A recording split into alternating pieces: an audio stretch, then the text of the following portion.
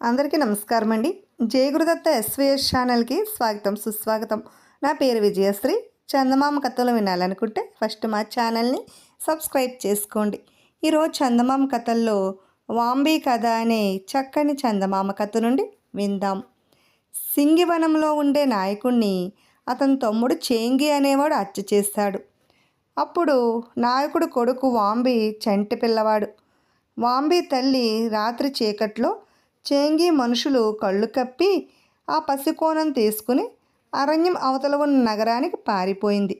నగరంలో ఒక మిషనరీ దొర ఆమెకు ఆశ్రయం ఇచ్చి వాంబీని పెంచి పెద్దవాడిని చేశాడు. వాంబీ బలిష్ఠుడు, దృఢకాయుడిగా తయారయ్యాడు. అతను 18 ఏళ్ల వాడై ఉండగా అతని తల్లి పాము కరిచి మరణించింది. మరణించే ముందు ఆమె వాంబీతో, నాయనా, నువ్వు రాచబిడ్డవు, సింగి వనానికి రాజు కావలసిన వాడివి. నీ పినతండ్రి చేంగి నీ తండ్రిని హత్య చేసి అక్రమంగా నాయకుడయ్యాడు. నువ్వు రాచబిడ్డ ఉన్నందున గుర్తు అని మాట పూర్తి చేయకుండానే ప్రాణం విడిచింది. ఆమె సంగతి తన కొడుకు కానీ మిషనరీ దొరకు కానీ ముందుగా చెప్పకపోవడానికి కారణం ఏమిటంటే, చేంగి మనుషులు నగరంలో కూడా తిరుగుతూనే వచ్చారు. వారికి వాంబీ జాడ తెలియడం ప్రమాదం. తల్లి చెప్పిన సంగతి విని వాంబీకి దుఃఖం ముంచుకొచ్చింది. ప్రతీకారం కోసం అతని రక్తం ఉడికిపోయింది. అతను తన తల్లి శవాన్ని తాకి పక్షం రోజుల లోపల చేంగిపై పగ తీర్చుకుంటానని ఘోర ప్రమాణం చేశాడు. మరునాడే అతను బయలుదేరి వేటగాళ్ళు వెళ్ళే మార్గాల వెంట నడిచి చీకటి పడే వేళకు సింగివనం చేరాడు. ఆ రాత్రి అతను ఒక చెట్టు మీద గడిపి అక్కడ నుండి పరిసరాలు తెలుసుకుందామనుకున్నాడు. కానీ చీకట్లో అతనికి ఏమీ కనిపించలేదు. తెల్లవారేసరికి పరిసరాలు తెలియవచ్చాయి. అతను చెట్టు దిగాడు. జిరాఫ్ మీద ఎక్కి ఒక వింత మనిషి అటుగా వచ్చాడు. వాడి నెత్తిన ఎనుము కొమ్ములు, డేగ ఈకలు, ముళ్ళూకల శిరోవేష్టం ఉన్నది. వాడు సింహం చర్మం ధరించి చేతిలో బళ్ళెం పట్టుకుని ఉన్నాడు. ఆ ఆటవీకుడు తన బలాన్ని వాంబీకి గురిపెట్టి, ఎవరు నువ్వు అని అడిగాడు. వాంబీ తెలివిగా, తెల్లదొర వేట బృందంలో వాణ్ణి, దారి తప్పాను అంటూ జేబులో నుంచి సిగరెట్ వెలిగించే లైటర్ తీసి, ఇది అగ్గి మర అని దాన్ని వెలిగించి ఆటవీకుడికి అందించాడు. ఆటవీకుడు దాని కేసి నోరు తెరిచి చూశాడు. అది నీకు కావాలా అని వాంబీ అడిగాడు. ఆటవీకుడు తల ఆడించాడు. తీసుకో, కొద్ది రోజులు నన్ను మీ వెంట ఉండనిస్తారా అన్నాడు వాంబీ. అమ్మో, మా చేంగి దొర కర్కోటకుడు, మా దేశంలో పైవాళ్ళు ఉండటానికి ఎంత మాత్రమో వీల్లేదు అన్నాడు ఆటవీకుడు. కానీ నేను తప్పనిసరిగా నీతో ఉండాలి, మనం స్నేహం చేసుకుందాం. పైవాళ్ళు మీ ప్రాంతంలో ఉండటానికి మీ దొర ఎందుకు ఒప్పుడు అని వాంబీ అడిగాడు. ఆయనకు వాంబీ భయం. నిజానికి వాంబీ మాకు అసలు దొర. అతను చచ్చిపోయిన మా దొరకు ఒకడే కొడుకు. చచ్చిపోయిన దొర ఎంత మంచివాడు, ఎంత గొప్పవాడు. పశువులాంటి చేంగి ఆయనను చంపాడు. ఆయనకు నేనంటే ఎంతో ప్రేమ. ఆయన పరివారంలో నేను చాలా ముఖ్యుణ్ణి. అందుకే చేంగీకి నన్ను చూస్తే తగని అనుమానం అన్నాడు ఆటవీకుడు. వాంబీ తిరిగి వచ్చి తన పదవి అడుగుతాడని చేంగీకి భయమా? వాంబీ ఇంకా బతికి ఉన్నాడా అని వాంబీ అడిగాడు. చేంగి మనుషులు కొందరు అనటం వాంబీ ఇంకా బతికి ఉన్నాడనే. వాంబీని, అతని తల్లిని మా నాన్న పొలిమేర దాకా సాగనంపాడని ఆరోపణ జరిగింది. ఆరోపణ నమ్మి చేంగి మా నాన్నను దహనం చేయించాడు అన్నాడు ఆటవీకుడు. అన్నట్టు నీ పేరేమిటి అని వాంబీ అడిగాడు. సింహదముడు, డింగు అన్నాడు ఆటవీకుడు. చూడు డింగు, వాంబీ తిరిగి వస్తే నువ్వు సంతోషిస్తావా? జనం మాట ఏమిటి, వాళ్ళు సంతోషిస్తారా అని వాంబీ అడిగాడు. నేను సంతోషించినా, చేంగి నా తండ్రిని చంపించాడు.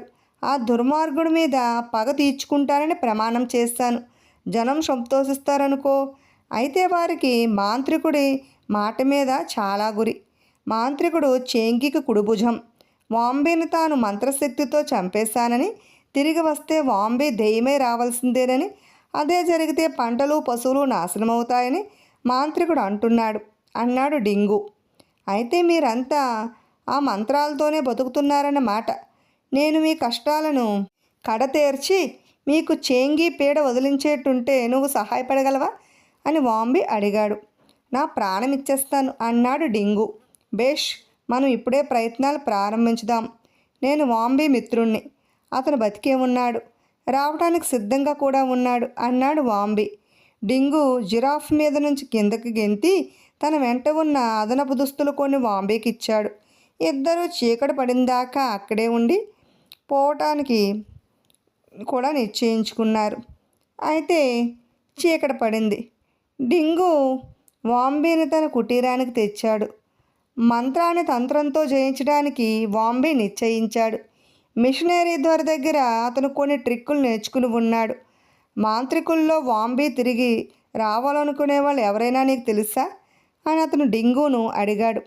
చేంగికి కుడిభుజమైన వాంగేచు తప్ప అందరికీ వాంబీ తిరిగి రావాలనే ముఖ్యంగా మా పాత నాయకుడి ప్రధాన మాంత్రికుడు సించు అంటే ప్రజలకు చాలా అభిమానం అన్నాడు డింగు.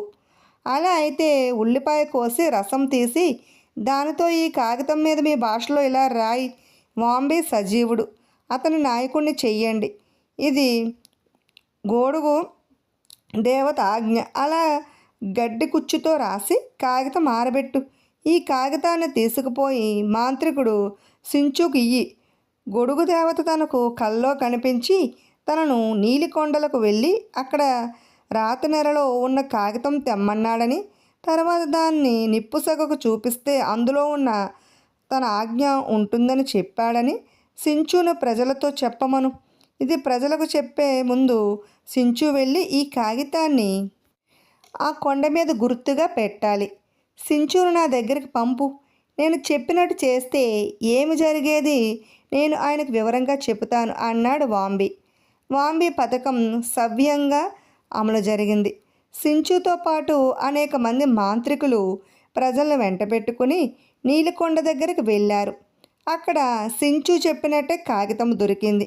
దానితో జనం గోడుడు దేవత ఆలయానికి వచ్చి నాయకుడు మొదలైన వారి సమక్షంలో అగ్ని చేశారు. సించు మంత్రాలు చదివాడు. కాగితాన్ని పెద్దలంతా పరీక్షించారు. దాని మీద ఏమీ లేదు. తర్వాత కాగితాన్ని అగ్నికి సమీపించగా పెట్టారు. కాగితం మీద గోధుమ రంగుల అక్షరాలు క్రమంగా ప్రత్యక్షం కాసాగాయి. వాంబీ సజీవుడు, అతన్ని నాయకుడిని చెయ్యండి. ఇది గోడూడు దేవత ఆజ్ఞ. అది చూసి చేంగి నిర్ఘాంతపోయాడు. అతని భటులే అతన్ని ఓంగేచు మాంత్రికుడు చుట్టుముట్టి బల్లాలు వారి మీదకి బారు చేశారు. కానీ వాంబీ ఎక్కడున్నాడు? నేను నా మంత్రశక్తితో ఎప్పుడో చంపేశాను అని వాంగేచు అరిచాడు. నేను చావలేదు, ఇక్కడే ఉన్నాను అంటూ వాంబీ ముందుకొచ్చాడు. వాణ్ణి పట్టండి మోసగాడు అని చేంగి అరిచాడు. సించు ప్రశాంతంగా ఇతను నిజంగా వాంబీ అయితే నేను ఇతను పుట్టినప్పుడు వేసిన రాచముద్ర ఎడమ చంక కింద ఉంటుంది. అతను ఎడమ చెయ్యి ఎత్తితే కనిపిస్తుంది అన్నాడు. వాంబీ ఎడమ చెయ్యి ఎత్తాడు. అతని చంక కింద కాల్చిన గుర్తు కనిపించింది. జనం హర్షధ్వాన్యాలు చేశారు.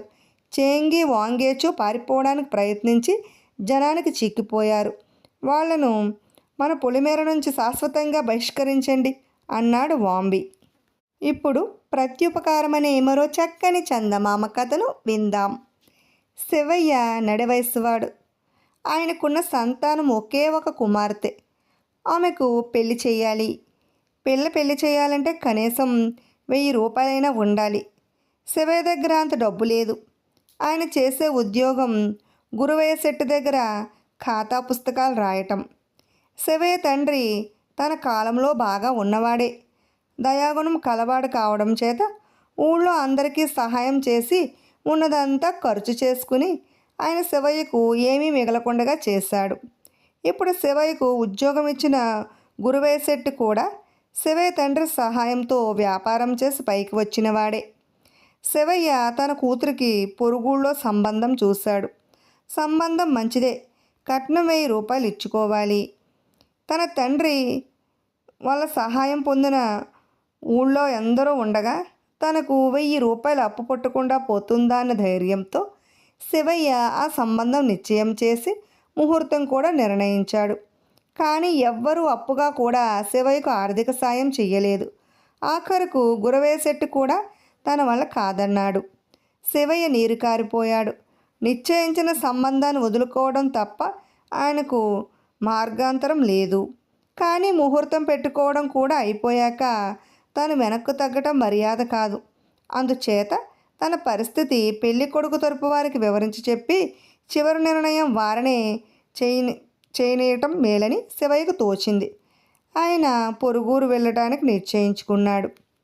తన ప్రయాణం గురించి ఎవరికీ తెలియటం కానీ తానే చెప్పటం కానీ ఇష్టం లేక శివయ్య ఇంకా జామురాత్రి ఉందనగానే ఇంటి నుంచి బయలుదేరాడు.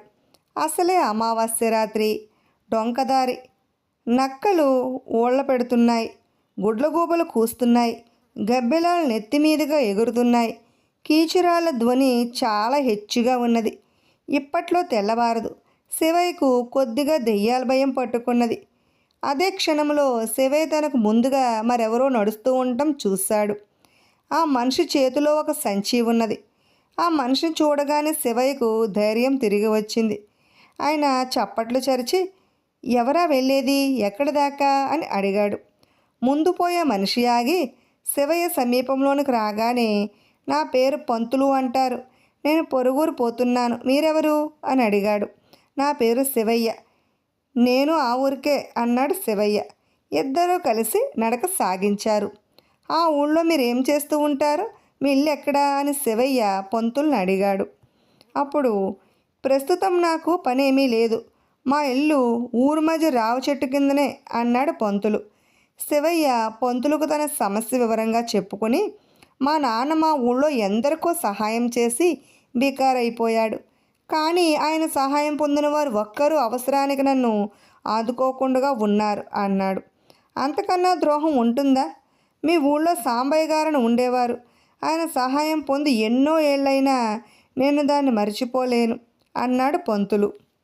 సాంబయ్య తన తండ్రేనని శివయ్య చెప్పబోతూ ఉండగా పంతులు శివయ్య చేతికి సంచి ఇస్తూ, దీన్ని ఒక్క క్షణం పట్టుకోండి, ఇప్పుడే వస్తానంటూ పొదల చాటుకు వెళ్ళాడు. ఆయన తిరిగి వస్తాడని చాలాసేపు చూసి శివయ్య నిమ్మలంగా నడుస్తూ పొరుగురు చేరుకున్నాడు. అప్పటికి తెల్లవారుతున్నది. శివయ్య గ్రామంలో ప్రవేశించిన కొద్దిసేపట్లోనే రావి చెట్టు, దాని కింద ఇల్లు కనిపించాయి. ఇంటి ముందు అరుగు మీద ఒక ముసలావిడ కూర్చుని ఉన్నది. పంతులు గారి ఇల్లు ఇదేనా అమ్మ?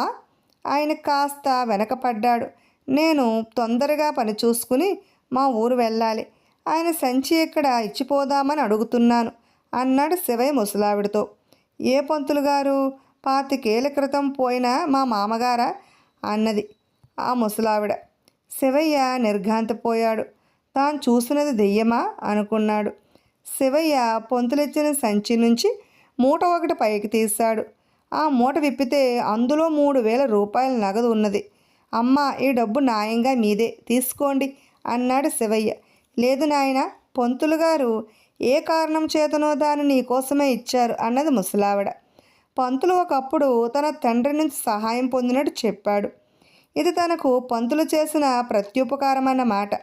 అయినా ఇంత డబ్బు నాకు అవసరం లేదు, ఇందులో సగం మీరు తీసుకోండి అని శివయ్య ఆవిడ వద్దంటున్నా 1500 ఆవిడకిచ్చి మిగతా తాను ఉంచుకున్నాడు. శివయ్య కూతురు పెళ్లి నిర్విఘ్నంగా జరిగిపోయింది. ఇప్పుడు అపనమ్మకం అనే మరో చక్కని చందమామ కథను విందాం. పూర్వం ఒక నగరంలో కొప్పిశెట్టి అనే వజ్రాల వ్యాపారస్తుడు ఉండేవాడు. ఆయన తనకు తన ఇంటికి రక్షగా గోవిందుడు అనే జట్టిని నౌకరుగా నియమించుకున్నాడు. గోవిందుడు మహాబలశాలి. అయితే శెట్టికి గోవిందుడి మీద నమ్మకం లేదు. ఎవరైనా వజ్రాల బేరం చేయటానికి తన వద్దకు వచ్చినప్పుడు శెట్టి గోవిందుడిని ఏదో పని మీద ఎక్కడికైనా పంపేసేవాడు. తన వద్ద ఉన్న వజ్రాలు గోవిందుడి కంటపడితే వాడు తనకే ద్రోహం చేస్తాడని ఆయనకు భయం.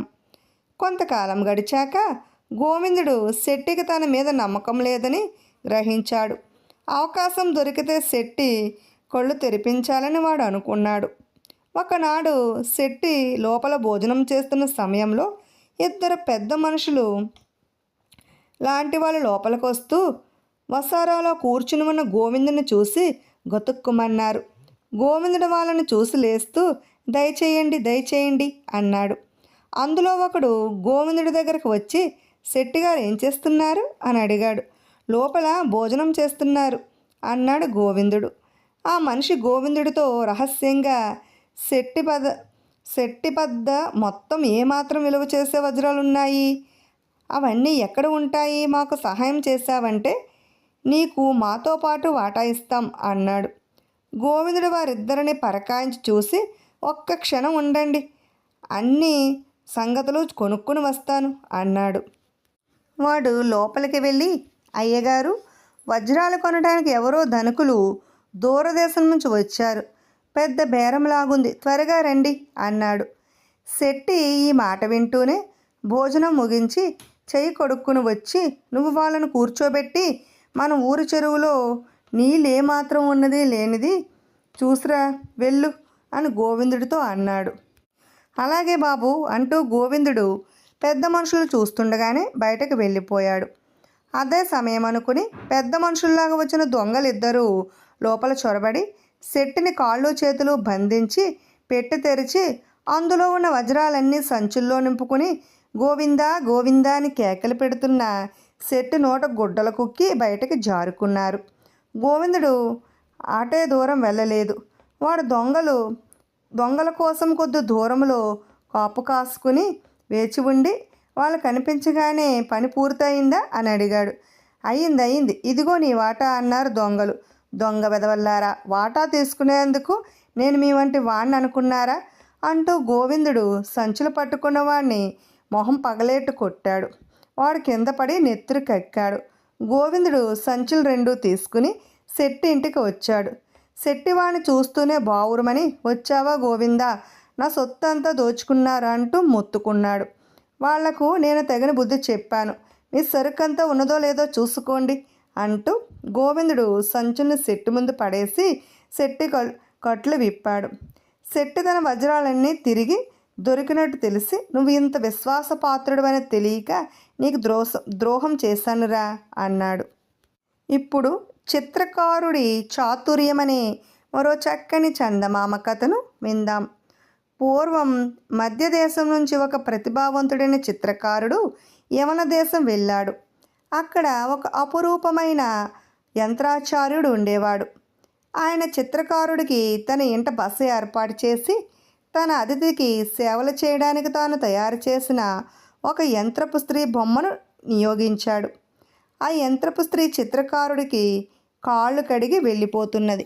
ఆ బొమ్మను చూసి చిత్రకారుడు నిజమైన స్త్రీయే అనుకుని ఆమెను పలకరించాడు. కానీ ఆమె జవాబు చెప్పలేదు. చిత్రకారుడు ఆమెను చెయ్యి పట్టుకు లాగాడు. దాని లోపల కీళ్ళు సడలి బొమ్మ కింద పడిపోయింది. అది యంత్రపు బొమ్మ అని చిత్రకారుడు గ్రహించి యంత్రాచార్యుడు తెలివికి ఆశ్చర్యపడ్డాడు. కానీ ఆ యంత్రాచార్యులు తనకు ఆ బొమ్మను గురించి చెప్పక పరాభవం చేశాడు. ఇది చిత్రకారుడికి భరించరానిదైనది. ఈ పరాభవానికి తగిన ప్రతీకారం చేసి యంత్రాచార్యుడికి తన ప్రతిభ కూడా ఎంత అద్భుతమైనదో ప్రదర్శించి గుణపాఠం చెప్పాలని చిత్రకారుడు నిర్ణయించుకున్నాడు. వెంటనే అతను తాను ఉరుపోసుకుని వేలాడుతున్నట్లుగా ఒక చిత్రాన్ని చిత్రించి ఆ చిత్రాన్ని తన గదిలోకి తొంగి చూసేవారికి కనిపించేలాగా అమర్చాడు. తర్వాత అతను గదిలోనే ఒక మూలగా పడవేసి ఉన్న పాత కొయ్య సామాన్లు వెనక్కుపోయి దాక్కుని యంత్రాచార్యుడి కోసం ఎదురు చూడసాగాడు. కొంతసేపటికి యంత్రాచార్యుడు ఆ గది ముందుగా వెళుతూ గది తలుపులు తెరిచి ఉండటం చూసి అదేమిటా అని గదిలోనికి తొంగి చూశాడు. అతనికి నేల మీద పడి ఉన్న యంత్రపు బొమ్మ, చిత్రకారుడు ఉడిపోసుకుని వేలాడుతూ ఉండటము కనిపించాయి. ఆ దృశ్యం చూసి యంత్రాచార్యుడు భయపడిపోయాడు. తాను తయారు చేసిన యంత్రపు బొమ్మ చెడిపోయిందనే విచారం ఆయనకు కించిత్తు కూడా కలగలేదు. కానీ ఎక్కడో భారతదేశం నుంచి వచ్చి తన ఇంట బస చేస్తున్నవాడు చనిపోయాడంటే తనకు తీరని నింద కలుగుతుంది. ఏ కారణం చేత ఇలాంటి ఘోరం జరిగిందో అధికారులు విచారించడం మంచిది. అలా అనుకుని యంత్రాచార్యుడు తన దేశపు రాజుగారి వద్దకు వెళ్ళి జరిగిందంతా చెప్పాడు. ఏమి జరిగినది వివరంగా తెలుసుకురమ్మని రాజుగారు తన కొలువులో ఉండే అధికారులను కొందరిని శిల్పి ఇంటికి పంపాడు. అయితే అధికారులు వచ్చి చిత్రకారుడి గదిలోనికి చూశారు. గదిలోని కుక్కం నుంచి వేలాడుతున్న చిత్రకారుడి శవం వారికి కనిపించింది. శవాన్ని కిందకు దింపే మార్గం ఏమిటని వారు ఆలోచించారు. కొందరు చిత్రకారుడి గొంతుకు బిగుసు ఉన్న తాడు కొయ్యటానికి కత్తులు కటార్లు తెచ్చారు. ఇంతలో గది లోపల దాగి ఉన్న చిత్రకారుడు యువతలకు వచ్చాడు. అతన్ని చూసి అందరూ నిర్ఘాంతపోయారు. చిత్రకారుడు యంత్రాచార్యుడితో, అయ్యా, మీరు యంత్రపు స్త్రీని నియోగించి నన్ను భ్రమింపచేసిన మాట నిజమే.